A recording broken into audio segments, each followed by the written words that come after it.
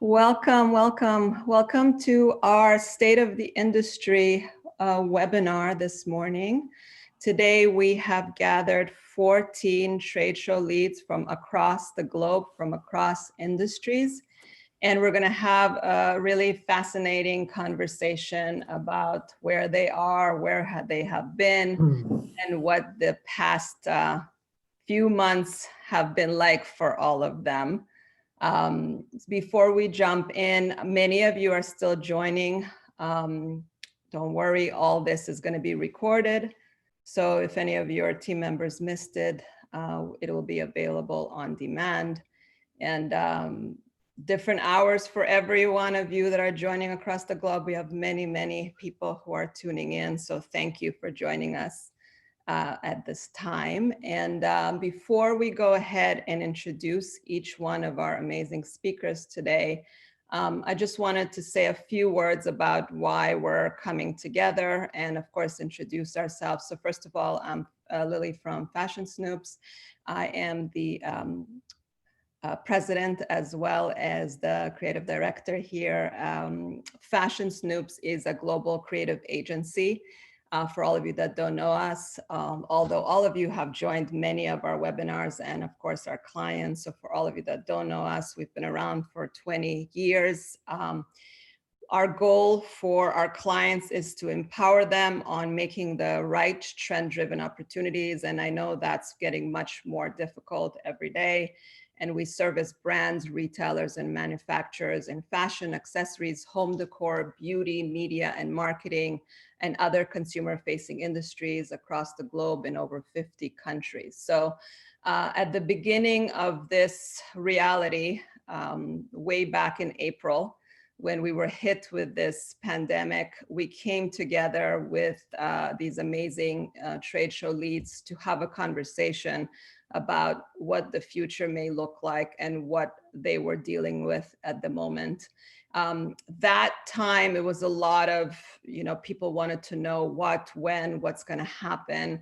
I'm hoping that this webinar will be slightly different, where we obviously will get some answers about what's to come, but also get a sense of what it's been like for each one of these amazing individuals, because it hasn't been an easy ride. And although we're all still here and still standing, I wanted them to have the opportunity to share more of their human side of what it's been like for them and bring some stories and also experiences that they've shared with their audiences, their customers, and also kind of sit in understanding what their commitment is going forward. And how could we all come together as community to support one another, which was our original intention for when we did this event way back on April 16th. And we were just discussing with some of the speakers here. In April, we thought that by June we would be clearer. And here we are in December, and I'm sure a lot of the information is still not clear to us. So as we say, it's always easy to look back, but a little bit harder to look forward. And at FS, it's been our goal for many years to support people in kind of deciding what's next, but that reality became even more crucial as everybody is struggling with making future decisions at a time that is really uncertain. So I'm excited about this conversation. I'm excited to see many of you again. And in the past few months, we've had the honor of working really closely with many of you. We've had an opportunity to create content, to work on different webinars together, all out of the knowing that our audience needs more than they ever needed before. So we were fortunate to have many conversations of questioning that, how can we serve our community? How can we serve your community? All those communities are one. And how can we share our knowledge? How can we, get access to everybody on your teams that need the informations, and vice versa? How can we support our community, our clients, to get more answers directly from the trade show? So it was brand new territory for even us in how we covered the shows and how we reported from the shows and how we served the buyers and brands at the show. So we've had some great collaborations and so many more in the works, and I'm grateful for your partnerships. And I know we'll create a lot more in 2021 that be even more exciting than what we've done so far. So let's introduce our incredible panel. And I will go ahead and start with Anita. If you could just do a quick introduction. Anita, go ahead. I should got used to this. Hi, my name is Anita. My name is Anita Tim. I'm the managing partner of Premium Group. I'm based in Berlin, and me and my colleague Olaf Schmidt will tell you today great news what we did in the time of the pandemic. Awesome. Boris, you can go ahead. Hello, I am Boris Provost. I'm the CEO of Tranoï. I'm based in Paris, and thank you for inviting me, Lilly, to this panel today. Karen, go ahead. Hi, I'm Karen Stover, and I'm with International Market Centers, and I'm excited to be here. We produce markets in Vegas, High Point, North Carolina, and Atlanta. And I, along with an awesome team, produce the apparel markets in Atlanta. Thanks, Karen. Edwina, go ahead. Hello, everyone. I am Edwina Kulego. I am the Vice President of Liberty Fairs. We are based in New York. We have events in New York, Miami, Las Vegas. I'm very excited to be a part of this panel today. I have a lot of peers that I see. So hello, everyone. And thanks for tuning in. I see a lot of attendees from all over the world. So this will be exciting. Awesome. Fulvia, go ahead. Hello, everyone. My name is Fulvia Bacchi. I am the CEO of Linea Pelle Fair. We have our exhibition, our base in Milano, but we have also exhibition all around the world in New York, London, Tokyo, and China. Thank you for inviting me. Thanks. Of course. Carolyn, go ahead. Hi, everyone. Nice to see you today. I'm Carolyn Sprouse, EVP with Emerald. We produce about 110 events annually in the US, which include 55 trade shows. I oversee the merchandise group and am also part of the retail group, which includes some of our larger trade events, which include Outdoor Retailer, ASD Market Week, New York Now, and Surf Expo. Very happy to be here with you all today. Thanks, Carolyn. Kelly, go ahead. Hi, everyone. Thank you for having me, Lilly. My name is Kelly Helfman. I'm the commercial president of Informa Markets Fashion Group, which oversees Magic, Coterie Project, Mikem Americas, and sourcing at Magic. So I'm excited to tell you a little bit about what we're doing. Thank you for having me. Of course. Mattia, go ahead. Hello, everyone. I am Mattia Miglio. I'm in charge of all the marketing activities for Cosmoprof shows worldwide. Great. Michelle, go ahead. Thank you, Lilly. I'm the CRO of Founder Made. We produce shows on the East and West Coast, New York as well, so right down the street from Liberty Fairs, and Santa Monica. Of course, now everything's done virtually, which is going to be really exciting to talk through, but we really focus on scaling high growth consumer brands in the wellness space. Thank you, Michelle. Olaf, go ahead. Yeah, thank you very much for invitation, Lilly. My name is Olaf Schmidt, Vice President, Messe Frankfurt Exhibition. I'm in charge of our textile shows worldwide with brands like Intertextile, Texworld, Heim Textil, Neonet, and also a big project in Frankfurt. And Anita and myself will talk about this later on. Thank you. Thanks, Olaf. Philippe, go ahead. Hello, I'm Philippe Broca. I'm still alive despite the black picture because I just have a problem with the camera. I'm in charge of the Maison Objet Fairs and the Mom Digital platform, and we're working on the on decor, design, and lifestyle sectors. Thank you, Philippe. Raphael, go ahead. Hi, everyone. My name is Raphael Kemp. I am the CEO of Eurowet Americas and VP at Comexposium US. I see a lot of familiar faces. That's good to be here. We produce lingerie trade shows in the US, in France, in China, the Curve trade show, the Salon International de la Lingerie trade show, and the Fabrics Interfilia trade show. Good to be here. Thanks, Raphael. Sandra, go ahead. Thank you. My name is Sandra Magarian, and I'm the co-founder and director of the Makeup In, Clean Beauty events and the Beauty Match platform. And thank you, Lilly and Sarah and Charlotte for the invitation. That's a great idea. A pleasure, Sandra. So good to have you. Sebastian, last but not least. Thank you very much, Lilly. Thank you, Fashion Snoops, for organizing this.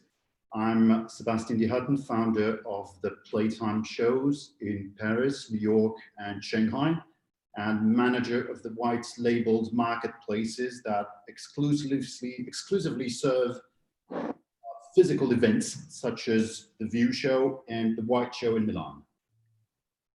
That's great. Well, now that you've met everyone on the screen, we're going to see them actually on the screen. So Sarah will remove the slides. And if you guys can put your view in gallery view, you can see all of us at the same time, which is so exciting to me just to be able to do this. This is really the advantage of digital, and I'm glad we're making a good use of it. So we're going to get into the questions. I want to just address some housekeeping pieces, and Sarah will remind me if I missed anything. All of you that are joining us, please feel free to add questions in the chat, and we will address some questions from the audience at the end. We did prep some questions for our speakers based on the conversations we've been having and the questions that have been directed to us over the past few months and things that we're interested in, and I know you guys will be as well. But feel free to chat us and ask questions or comment or whatever it is that you want to say. Sarah will be managing those and will direct some to us when we're done. We may go over an hour. We'll do our best to stay as tight as possible, but I know once the conversation gets interesting, it's hard to stop it. We are recording it, so if you need to leave, we appreciate your time, and you'll be able to watch this on demand from where you left off. We wanted, as I said, the questions to be, practical and actionable, but also a little bit more emotional. So I've asked, and a lot more human, as I know that through this time, I think the piece that we can all agree on that we had to be a lot more human than anything else in the past, I would say. I can't even count anymore, but I would say 9 months plus. So we're going to start with this question, and I'll direct it at some of the speakers here. The first question is, last time we got together, everything was going really fast, and everybody just wanted answers. What's going to happen? We're still in it and we're still navigating this pandemic, but it's a great moment since we're all together again to acknowledge what we accomplished. I think you guys have done an amazing job. And like I said, we're all still standing and we're all still serving the community. So that's got to count for something. So the first question to some of you is, what are you most proud of and what has this time taught you? And I'm going to start with Carolyn. Thank you, Lily, and thank you again for having me today. So there's so many things, right, to be proud of in this time. I mean, first and foremost, it's been really amazing to see come to life how resilient most people really are. And not only are they willing, but to adapt, but really do whatever it takes to launch new platforms and really look for ways for collaboration for success. And that's really why we're here today. I mean, that's really my core value is always finding ways to collaborate both with my internal and external customers. So what I'm really proud of today is, since we met last time, all of us have launched various virtual strategies, and some have been successful, some we've learned from. But in addition to some of those things that we've done, we were also able to stage our first live event for Emerald last month. And it was uber successful. Really, it's about listening to your clients, both internally and externally. And we were able to stage a B2B trade show in the Smoky Mountains. It was much smaller than it normally would be. However, as vendors were continuing to be very apprehensive about going to a large event, especially since the news keeps escalating as far as what's going on with the virus. Our attendee database was skyrocketing. When the week before going into the event, we were actually 30% over in attendee registrations year over year. So that really spoke to us. We watched it very closely, and we were able to put on a very safe event. And I can't tell you how many clients have reached out since the event to thank us personally for convincing them to go and to be part of an event where they did business and were able to transact enough business to stay in business through 2021, which was really the goal. Yeah, thank you. Thanks, Carolyn. Kelly, I'd love to hear from you as well. Yeah, Carolyn, congratulations on getting back to a live event. That's huge. So I know we're all sick of the word pivot, but the team pivoted really fast, and just how we had to cancel some of our New York women's events in May and in August. And then we had to cancel Magic and Comradery. And what we did is popped up some incredible digital trade shows very quickly.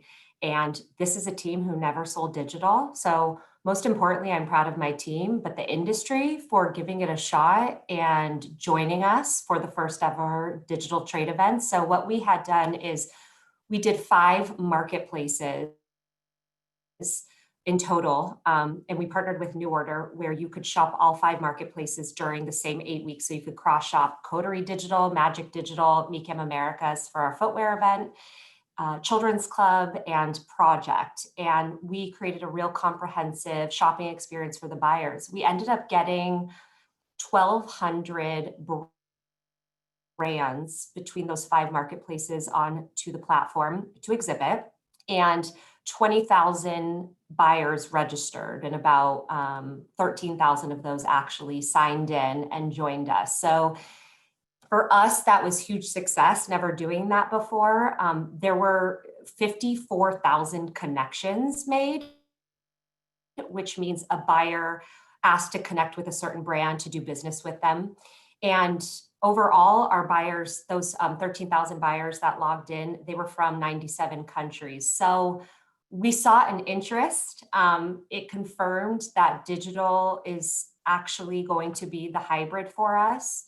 I'm very proud of the team and for the industry for having faith in us there. And then in terms of our sourcing show, Sourcing at Magic, we had to do a separate platform, which we built on our own. And we had 750 sourcing exhibitors there, which I thought was incredible for sourcing. And between those 750 exhibitors, they had 66,000 products on our Sourcing at Magic online event. For that one, we had about 4,000 registered buyers that came onto the digital platform, and actually it was a 3-month event, and there were 26,000 connections made. So when I talk about what we did as an organization, obviously we serve many different markets and many different shows. That's pretty incredible. And I think it just shows how much our industry wants to convene, do business, no matter what it means. And yes, we're very tactile and we need to get in person and touch and feel product, but we are a resilient group of people and we will definitely fight through this. So it was a big year. Congratulations, Kelly. Great job. Thanks. Nice. Boris, we'd love to hear from you as well. Hi, everyone.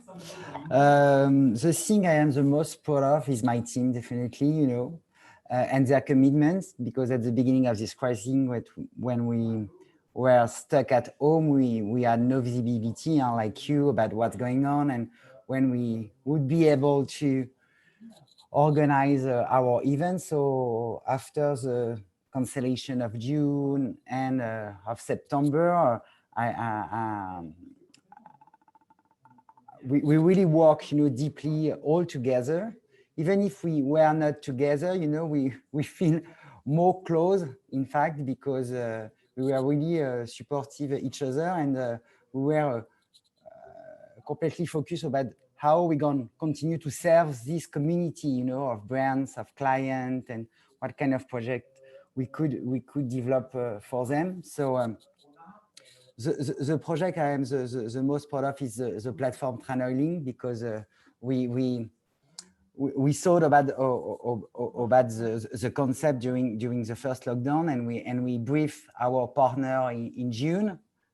We work with Alkeon and Born, and 3 months after the platform was online, so and went on. And for people who never worked in a digital field, you know, it was really a really performance to succeed to make it and to become true. So yeah, I'm really proud of that.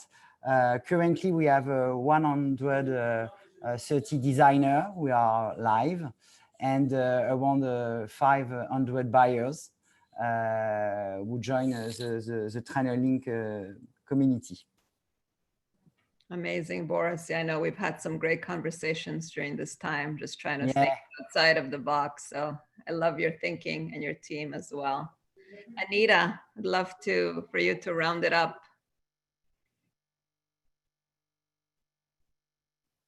I'm not sure. Can you hear me? Yeah. Yeah. I'm not sure if I've been talking about last time about cooperation with Jor at that time.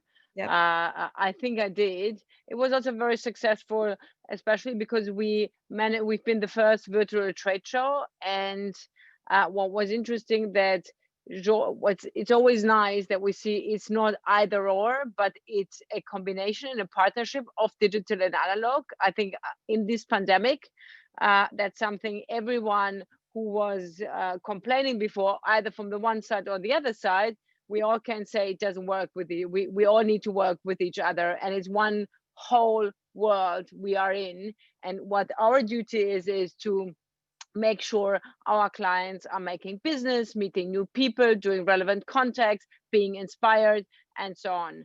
I'm personally very proud, actually, of my kids, who did it very well. I could work because they've been so good with the whole digital learning. That I'm really proud of, I have to say. If you ask me for my personal things, that I'm proud of the most. But also the team, which is like a family. And I can confirm what Boris said, and also Kelly, what they did, being also very full of fear. Actually, they didn't know what's going to happen, and they've been insecure, and some of them got sick really, and they, you know, it was very strong with each other and looking forward behavior. And it's still, I have to say, that's really nice.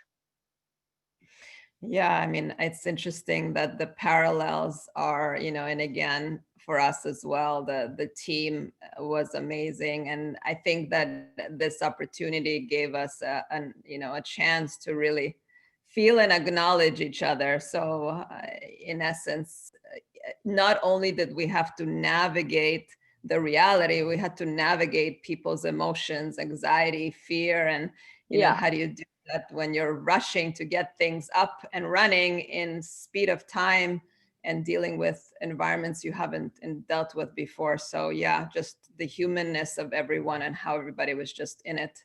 I think one big word for everyone is what Kelly said before: resilient. You know, we are all in resilience. I think this is the word of 2020. And yeah, being on mute. And you are on mute. That's the next word. Yeah, exactly. Oops, I was on mute is the hashtag. Yeah, thank you so much, Anita. So moving to question 2, as we said, a lot of emotions, writing, a lot of fear. So looking back, what turned out to be not as scary as you thought it would be, and what has been harder than you expected? And I'm going to start with Fulvia, please. Thanks. So Linea Pelle Milano, in its last edition in February 2020, ended on the same date in which the first coronavirus case was identified in Italy. You can imagine the problem. So immediately after, we had the time to think and to work out how to transform our future exhibition, not only in Milano, but in September, but also in July in New York, London, and Tokyo.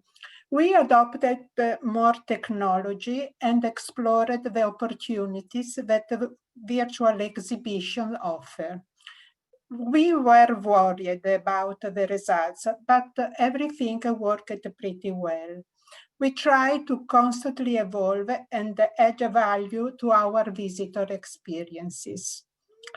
What has been harder than we expected has been keeping our exhibitors engaged, convincing them to use our platform and involving them in the virtual presentation. They were not ready because we have a small and medium enterprise in our exhibition, and they were not ready to immediately react to this situation.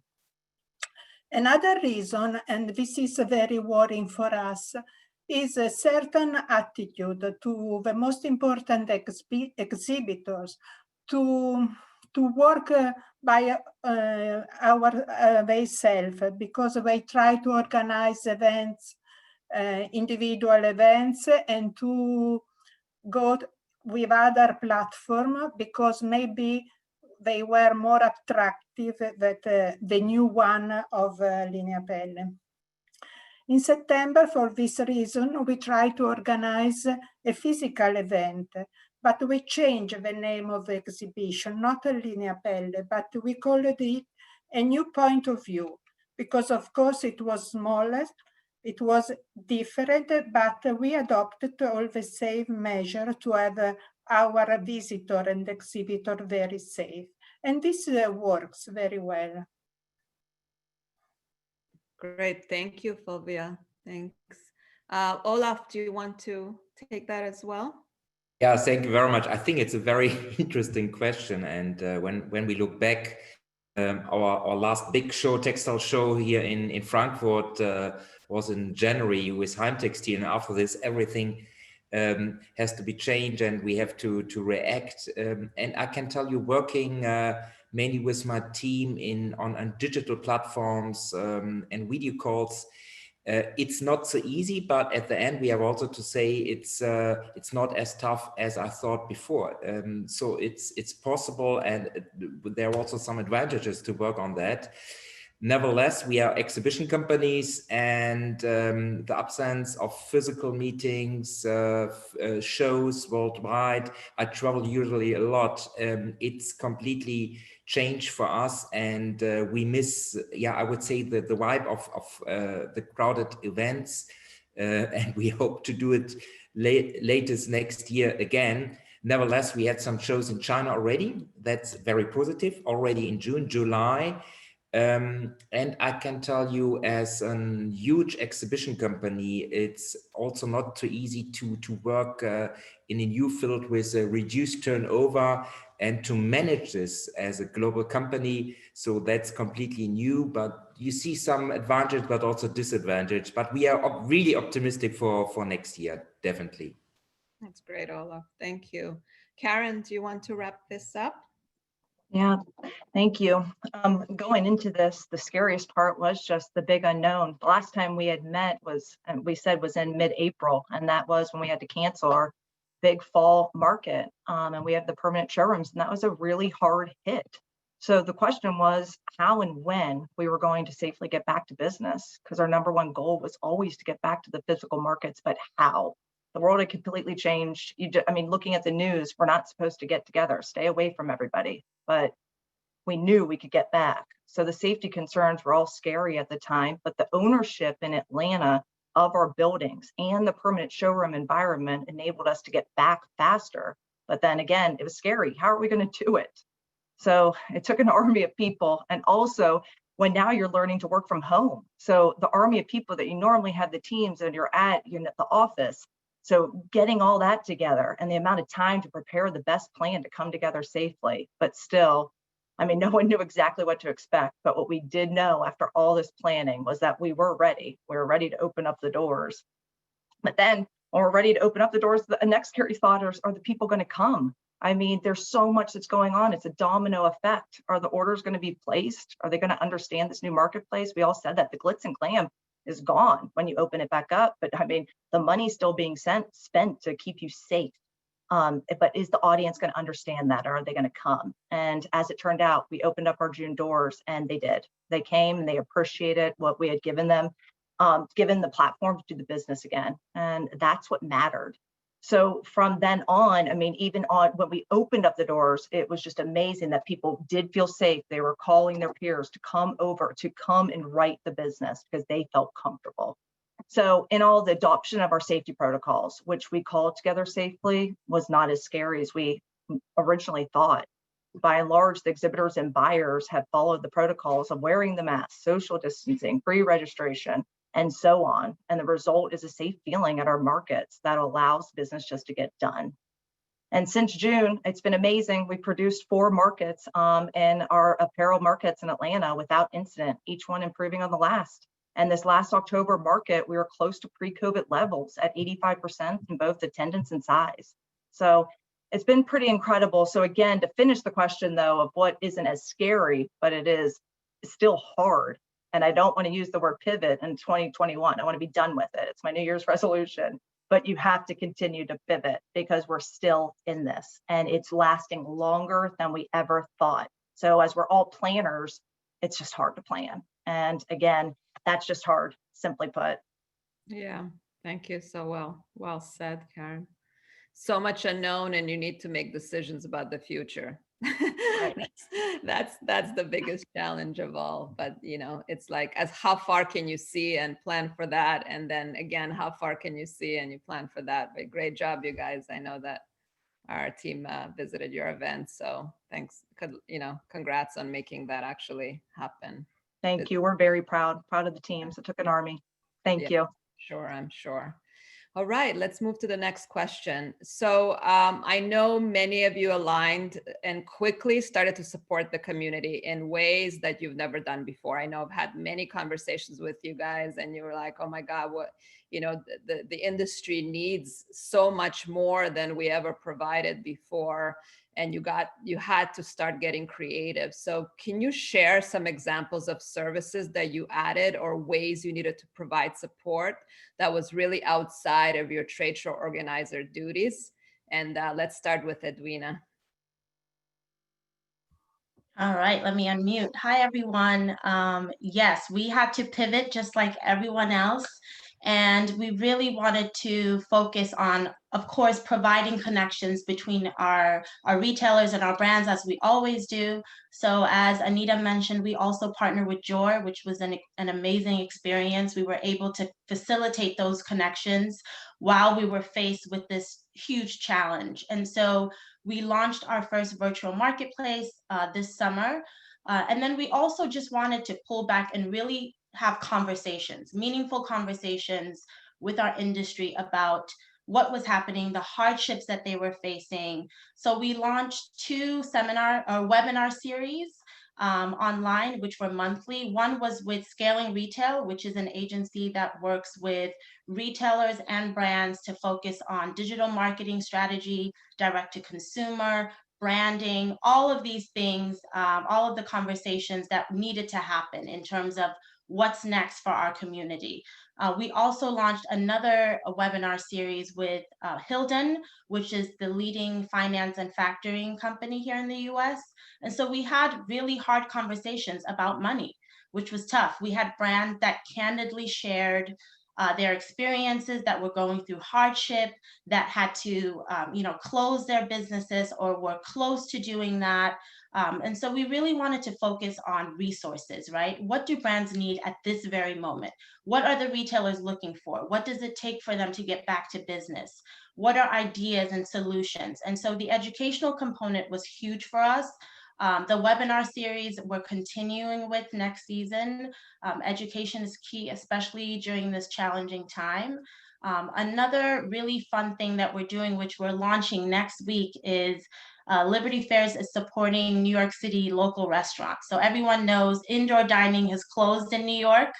And so we really wanted to come together with our brands to support the restaurant community in New York that's been keeping us alive. So we are partnering with some of our favorite outerwear brands. Everyone's going to bundle up. We're going to get dressed. We're going to go outside. We're going to drink champagne and support them. So we're launching this initiative next week with the Waverly Inn, which we're really excited about. And we're just going to keep talking with our brands, with our retailers, with our editors, our friends, and just figure out what the next steps is to get everyone back to doing business. So I'm really thankful that Carolyn and Karen shared their live show experiences. We are also looking forward to getting back to live shows. We want to do that in a safe way. So it's so nice to see that our peers are doing it well, and we're excited to get back. Yeah, thank you, Edwina. You guys are super creative with your collaborations. I just love how you think, and just wide thinkers there, and such great ideas all the way through. And congrats, good luck with that. It's been fun. We love it. Awesome. Edwina, we're gonna have Surf Live in January, so come visit. I would love to. You have a personal invitation. We'll be there. Sharifa and I will be there for sure, Carolyn. Let's do it. Great. Mattia, do you want to share as well? Yes, first of all, thank you, Lilly, and thanks to the Fashion Snoops team, because it was an incredible journey. As you know, we had to rethink completely our approach and open our minds. And I said to our teams globally to think out of the box. And what we have created is a new way to do a digital event. We have partnered, as you know, with 3 different marketplaces that are different because they have different product positioning. We gather more than 100,000 buyers and more than 6,000 exhibitors during our 3 digital events. And it is a completely new approach, because some of these marketplaces can be, or they will be, competitors of our business.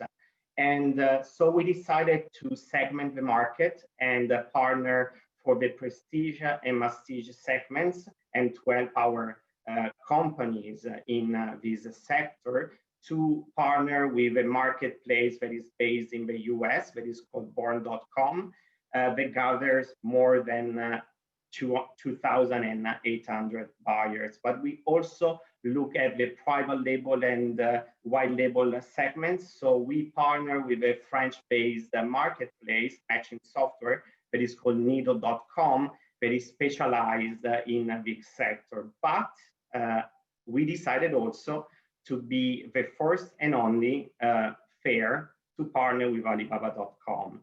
So for 15 days, our brand and our companies had a chance to meet with buyers in Alibaba.com. And just to give you an idea, is something incredible for us. We reached more than 500,000 users per day. It was an incredible number. If you want to know more, you can go to www.cosmoprof.com. And this for us was a complete new way to do business and allow our sellers to meet buyers from all over the world. It's amazing, Mattia. Congratulations. I know we've had some great collaborations as well, and found so many ways to work together. So that was an amazing experience for us as well. Rafael, I know you and I have had some great chats and actually supported some of your community together. So yes, share some of the ways. Sure. So at the Curve Lingerie Trade Show, I like to say that we are connectors. So our attendees, the lingerie and specialty retail stores, among them, a lot of us reach out to us to get advice and how to optimize their social media and e-commerce platform. So like Edwina, since March, we put together a weekly webinar series where we talk about resources, HR, finance, marketing, digital, and for both brands and retailers. And all the topics we address and all the experts we brought around the table were very, very helpful to help the retail stores to adapt to this new normal. So I want to say we work in the new roles we endorsed. we were consultants for all these retail industry. I want to share with you also something very, very nice that the lingerie industry did during the pandemic. The community really came together and was able to demonstrate unity and courage. Several specialty stores across the country in the US were involved in different charity projects. And the aim was to give back to the local community and to the essential workers. One of them was called the Comfort Project.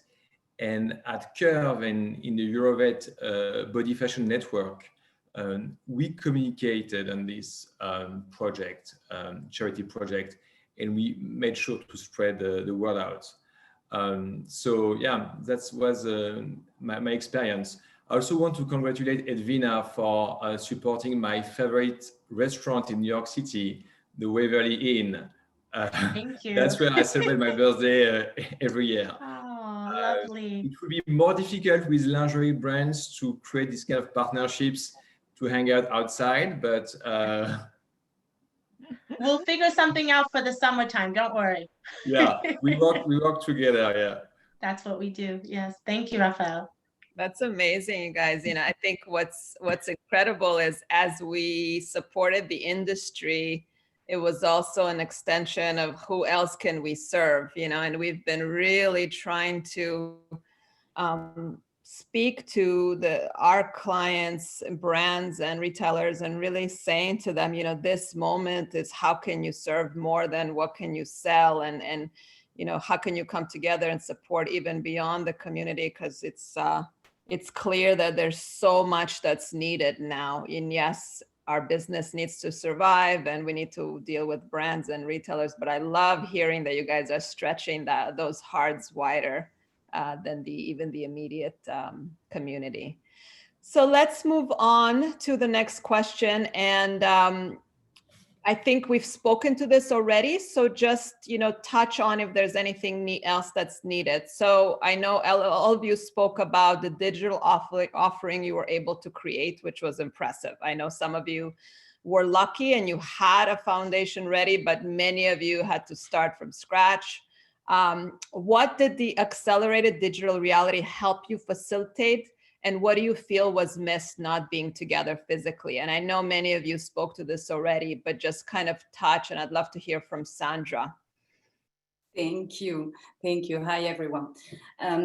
We've launched the Beauty Match platform last June to give a chance to our exhibitors to connect with their clients and find new ones.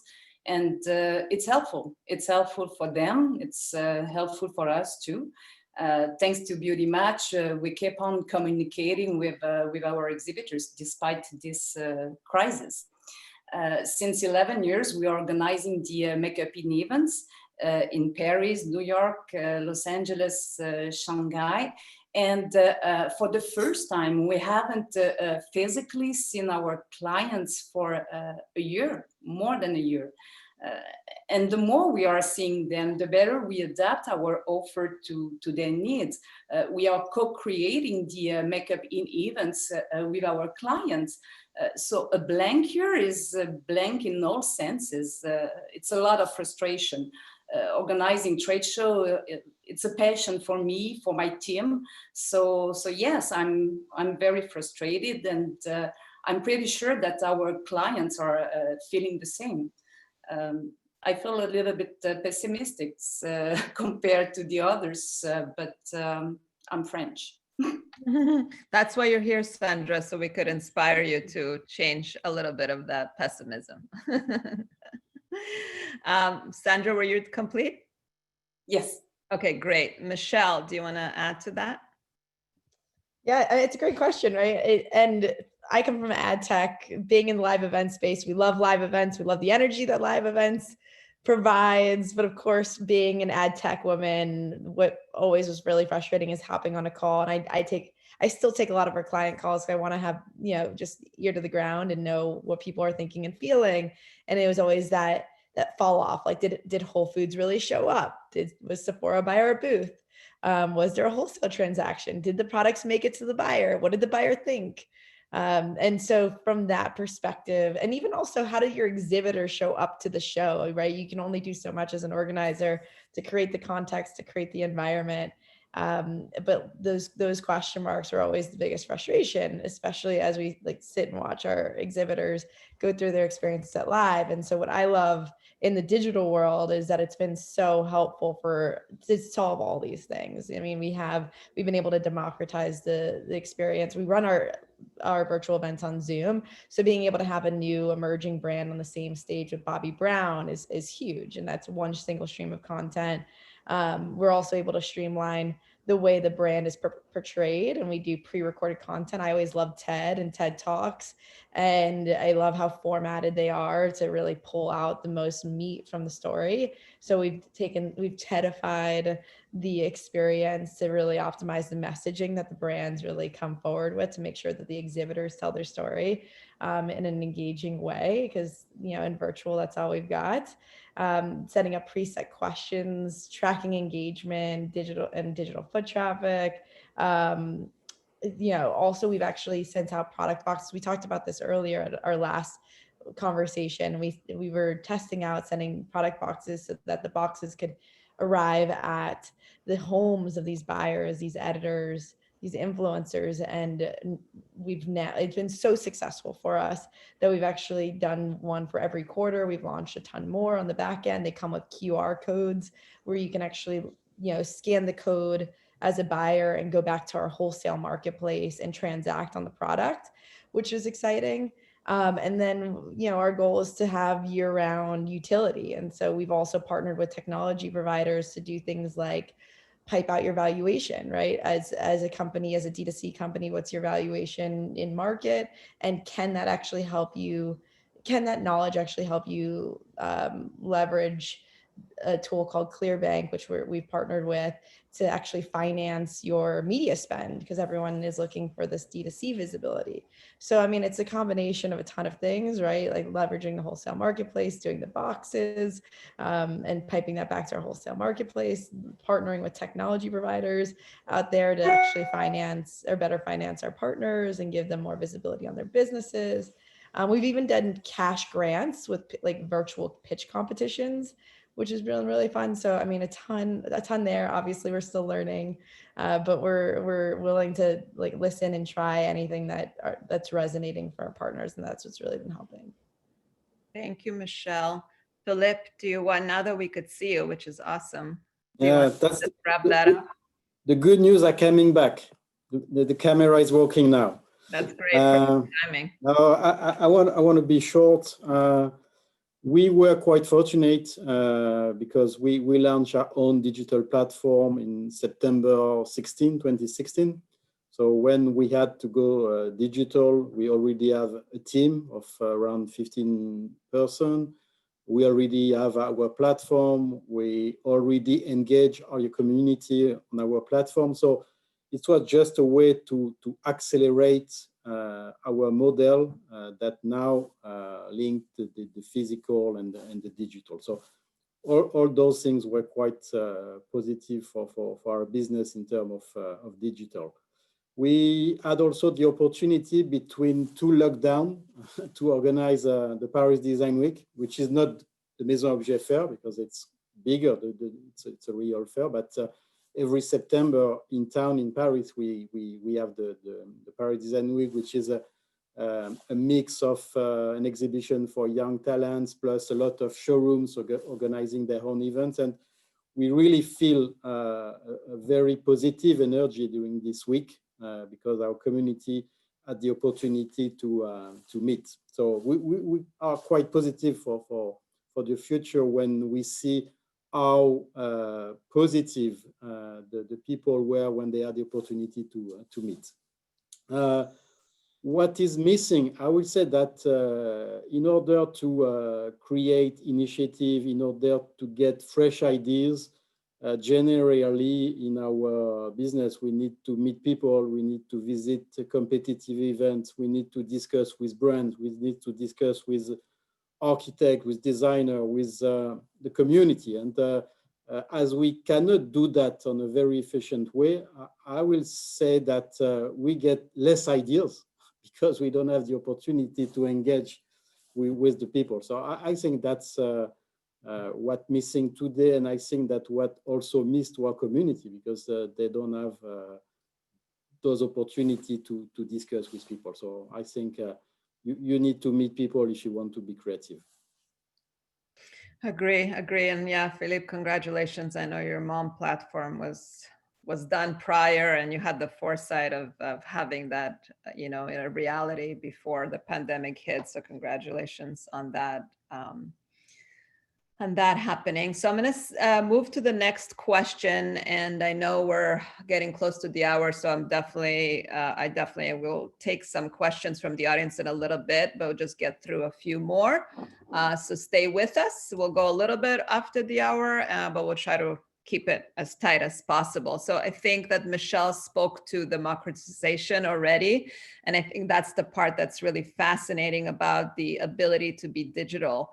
So thinking about that, just thinking about all these brands that could never do a trade show before, or were hidden in the back somewhere down the alley that buyers never got to before, or press that didn't cover them. So can you share some examples of brands that might have not been noticed and were now noticed because they were on a digital platform, or now had the opportunity to be noticed because of the digital outlet that was available to them? And I'll start with Raphael.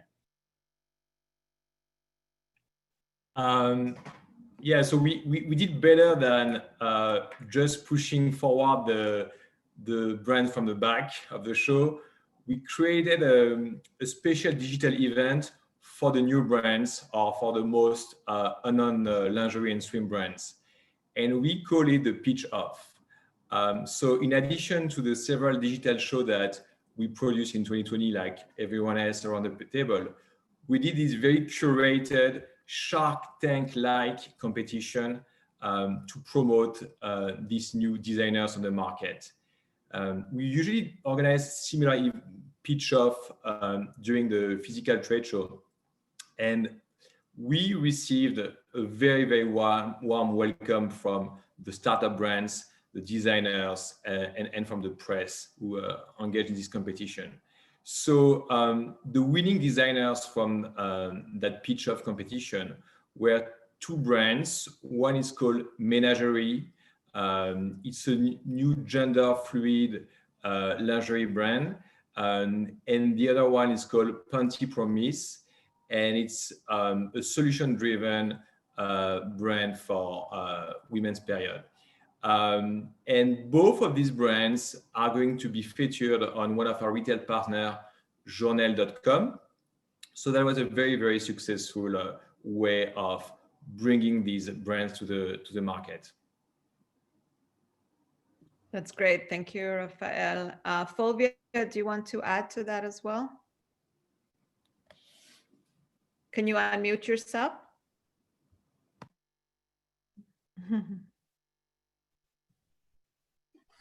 I was saying, I am Italian. I am not French, but I am pessimistic as Sandra is. But keep in mind that I am speaking from the point of view of a fair with intermediate products. We have not finished products.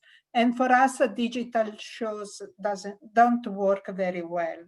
So it is true that the digital show create a new sense of democracy, and has enlarged our numbers of exhibitors and visitors across the world, and we have reached new market as never before. But now we understand that our major brands, who are the clients of our exhibitors, as the need to rely on their qualified suppliers rather than try out new ones. So they need to know exactly what they are buying. This is the reason why we prefer the physical exhibition. And this because now the luxury fashion brands are all concerned about sustainability, and they need to see the materials they are buying. Got it. Thank you, Fulvia. Okay, so let's talk, since we're talking about digital and physical, let's talk about how you're carving the two realities together, digital and physical, for the post-pandemic future. How can your digital and physical shows complement each other? What do you see as the benefits for each? And how do you create the perfect experience available that hasn't been available to us before? So Sebastian, do you want to start with that? Yes, thank you, Lily. Of course. I think we're talking mostly of one and only reality. We often oppose the digital and the physical when it's in fact two sides of one same coin. So I think we need to very much change the way we think, obviously, to apprehend those things as being only one system. As Maison et Objet, we were also fortunate enough to have a platform for the past 5 years that's actually a marketplace where people can place orders and exchange at the same time.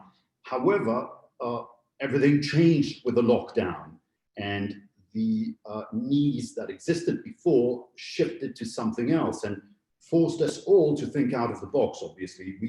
We initiated that by having an audit in the past 3 months by a semiologist, because we wanted to have an approach that would be a little bit out of the box and not necessarily about just the business, but more about people, about human beings, and about where the world is going towards. And so a lot of super interesting things came out of this. But I think if we're talking about the perfect experience, it really starts with the understanding of the benefits of both sides of this one reality. And so this is what one really needs to understand before being able to bring it together. Obviously, we all know that at the show, when you're taking an order, you're generally doing it watching the clock, which you don't do on the digital. On the other hand, you can't touch things on the digital. And even with 100 days surfing, you're not going to get the same understanding of what the general market is as when you spend one whole day, 2-3 days in a show, which is an extraordinary experience. The digital and the physical are really two sides of one same coin. And we tend to forget when we're in the middle of a crisis that there were problems before the crisis came. And so we're very much talking here about the digital and what we're doing here, but we're kind of forgetting that it wasn't easy for shows already in the past few years. I think we were living a period of transition, and it escalated and came to a huge acceleration now with this pandemic, and everyone's realizing that there are extraordinary benefits in the digital, extraordinary benefits in the physical, and the real challenge is indeed to bring them together and maybe change the physical also if we manage to boost the digital. We have all been dreaming for years that exhibitors and buyers would come to the show without necessarily wanting to write orders immediately, because that's an obsession brands have been having for the past few years. But in fact, it doesn't make sense for buyers to place an order at a show with no time to really think about all the other brands they're going to order with. So if indeed the digital expands and people get in the habit of using it a lot more, then the physical experience also will be improved eventually and on the long term. So I think there's real great advantages to both. We must not oppose them, obviously. And that's what we've been doing for a long time. We know that the digital lacks a big part of the human. So how do we get it more into that? On our platforms, we added integrated video meetings, advanced emailers for brands. Well, talking about engagement, getting people to talk to one another, to interact, and eventually write orders. But the perfect experience really is a combination of a little bit of both. So yes, we're all going back to trade shows with huge pleasure. It's going to be extraordinary, I think. And hopefully we'll have learned that the digital is not such a huge challenge and is absolutely fantastic, really, and improving the physical experience that we can have at the shows. Sorry if that was a bit long. I just. Oh, that's awesome, Sebastian. I think when we were speaking a few weeks ago, you said something that stayed with me, that, you know, in the past, it was a physical trade show that had a website, and that has changed. You know, now it's almost a digital website that has a physical show. And how do we kind of toggle the two in our current reality? For some of us, the paradigm has been inversed. Yes. We, for example, were more of an event organizer, and we have transformed an event organizer that had a marketplace, and we have really transformed into a digital actor that serves brands with highlights that are trade shows. And so the paradigm has been inversed completely, even though both are essential, but obviously the times we're living have changed everything for all of us. Yeah, agreed. So I think we'll take this last question and have as many of you as wanting to answer. I think all of the questions we're getting from the audience, we're kind of answering already. A lot of them are questioning digital and physical, and I'm sure, and a lot of them are questioning what's next for you. So I'm just gonna speak to this last question and then have some of you that are listed here and any of you that want to add answer as well. What can the audience expect from you going forward, and how has this moment changed the way you want to innovate based on the past 9 months? And what does the future look like for you? So just anything you could share. It doesn't need to be specific. It could be specific if you'd like. But let's start with Kelly. Yeah, thank you, Lily. So last week we announced our live lineup for 2021. So we are getting back to live events as soon as this February.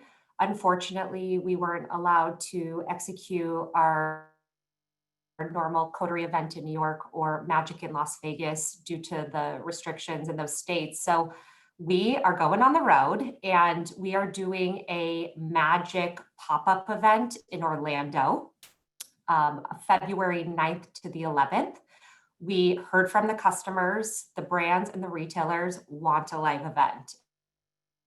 And so we decided to move forward and go somewhere we can actually execute it very safely and very strategically. So Informa specifically has something called All Secure, which is 35 measures and protocols to bring safe live events.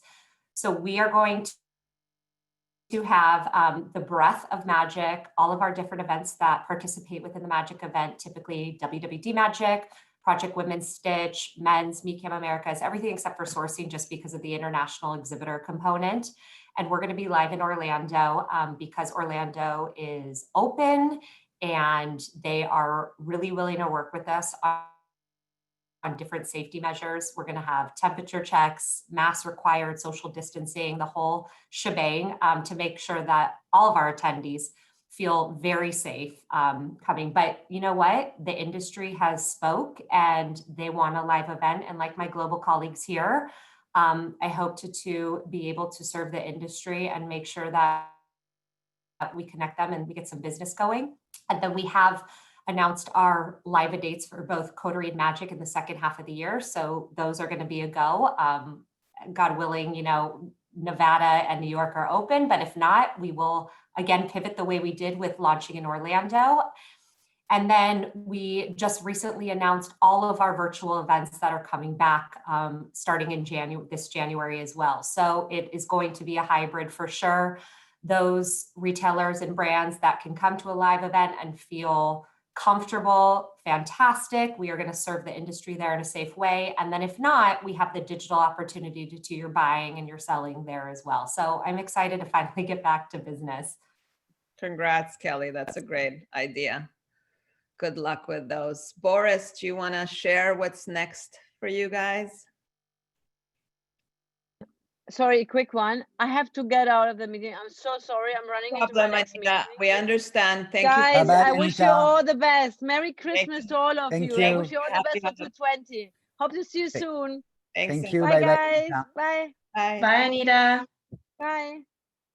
So we confirmed just last week the upcoming event of Tranoi. which will take place in Paris during the next Fashion Week, beginning of March, from the 5th to the 8th of March. So the shows are confirmed. The other trade fair normally are also confirmed. So it's gonna be the new first Fashion Week, which will try to not go back to normal, because we will never be back from the past. But like you said, we will make an event which mix digital and physical, because we will organize some streaming, some live session to allow and give the opportunity to our exhibitor to present their collection for buyers from Asia, from United States, because we already know they will not be able to join Paris in March. So the physical audience will be more focused on Europe. And we hope for the second semester to be able to host more people from all over the world. So the next event will be at the Palais de la Bourse in the center of Paris from the 5th to the 8th. Amazing. Thanks, Boris. You're welcome. Olaf, do you want to speak to what's next for you? Yes, of course. Thank you very much for your question. Yeah, we are looking forward to a new big product, new project together with Premium Group and Messe Frankfurt here in Frankfurt. The Frankfurt Fashion Week, perhaps you heard about that. It's a big event for us as Messe Frankfurt together with Premium Group. It's an ecosystem of different exhibition, like of course Premium, Seek, Neonit from Messe Frankfurt. Last week we announced a fourth huge fashion exhibition. It will be The Ground, so 4 big shows, a runway, also in Frankfurt, together with events in the city and conferences. So this is a very optimistic project in July next year here in Frankfurt. And I think also surprised for some colleagues worldwide, but also for the industry. So we are setting up a new event for the fashion industry.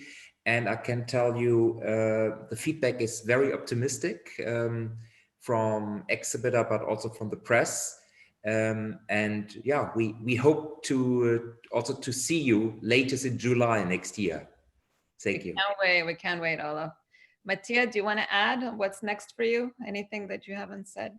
Yeah, well, tomorrow we are going to launch our new advertisement campaign for all Cosmoprof shows.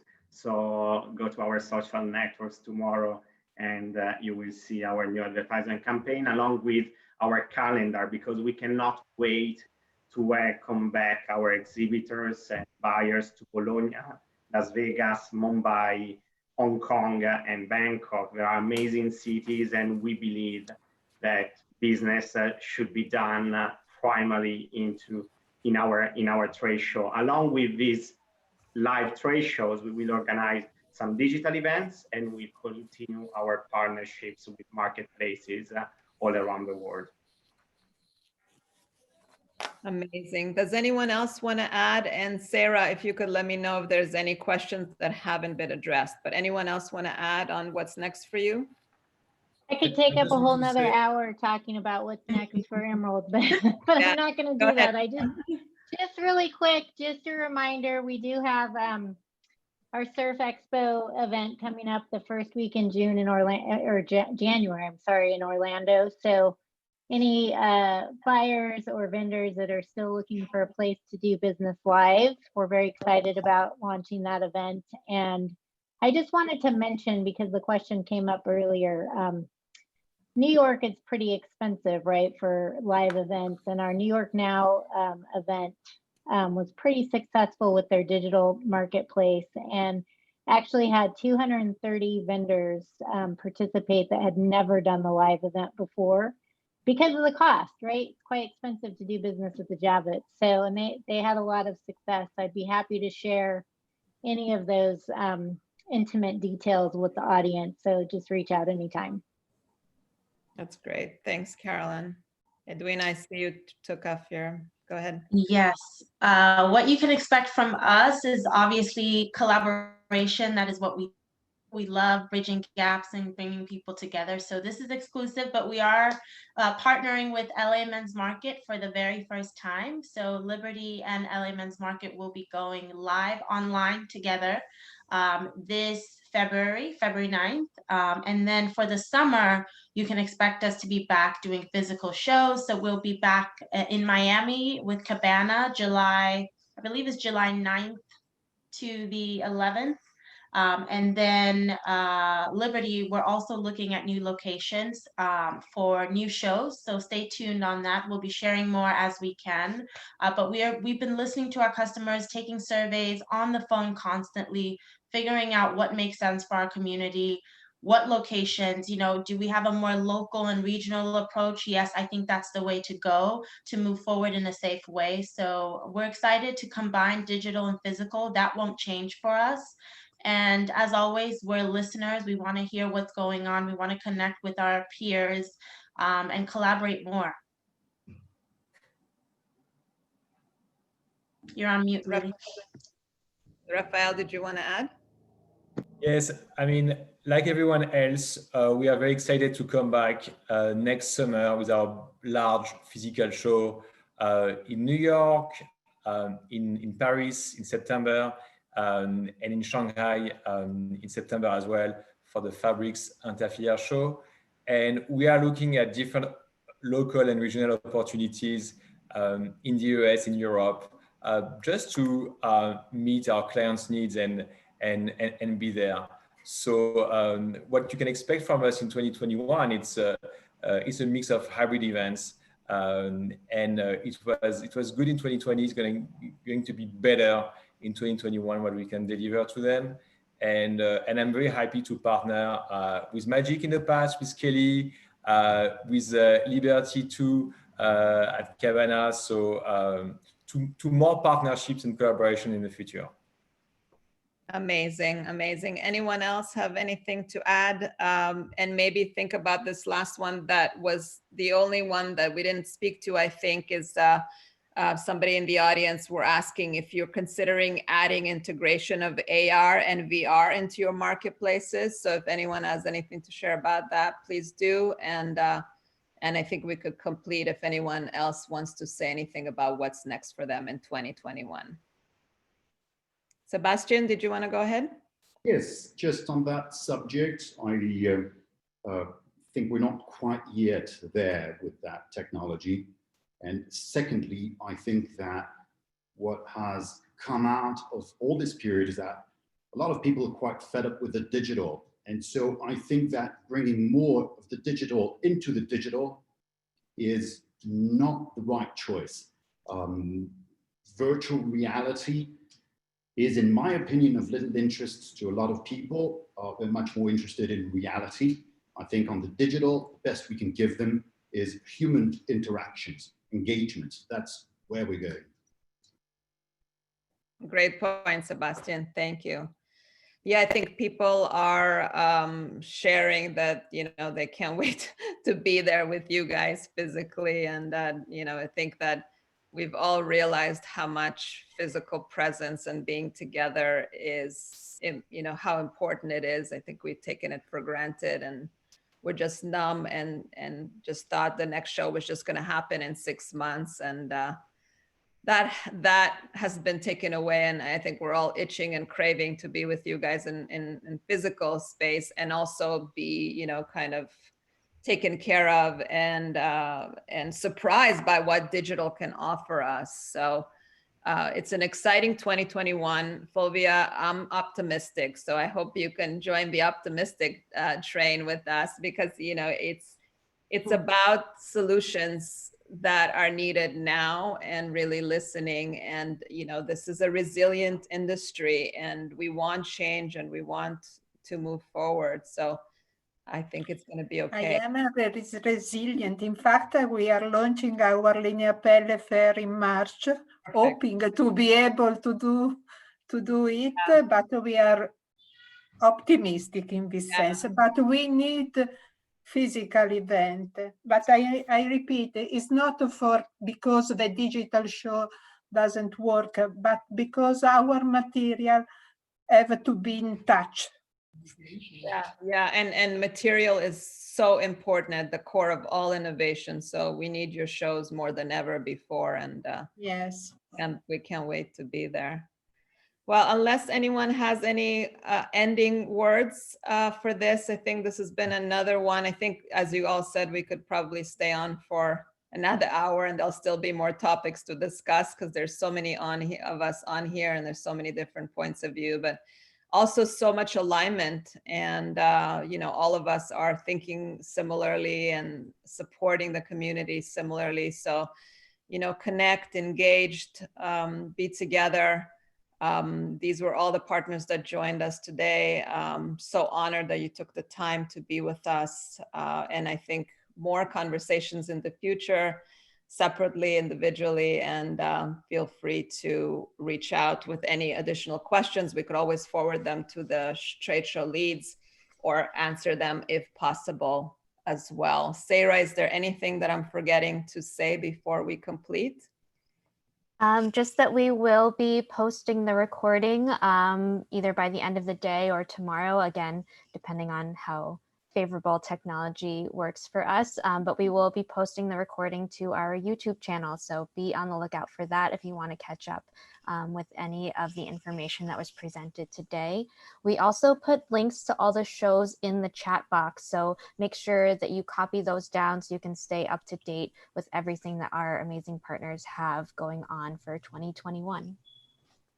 Great. Thank you, Sarah. Thanks for managing this. I know it's not easy. Thanks, FS team. And thank you for all our guests and speakers. Thanks for sharing your knowledge and your wisdom and also your hearts with us. And we look forward to having more dialogue and collaborations and amazing creations together with you in 2021. Thank you for being here. Thank you, audience. Thank you, Lilly. Today. Thank you, Lilly. Thank you all very much. Thank Be you. safe. Thank Take care. you. Everyone, happy holidays. thank you. Thank you. Bye. Bye-bye.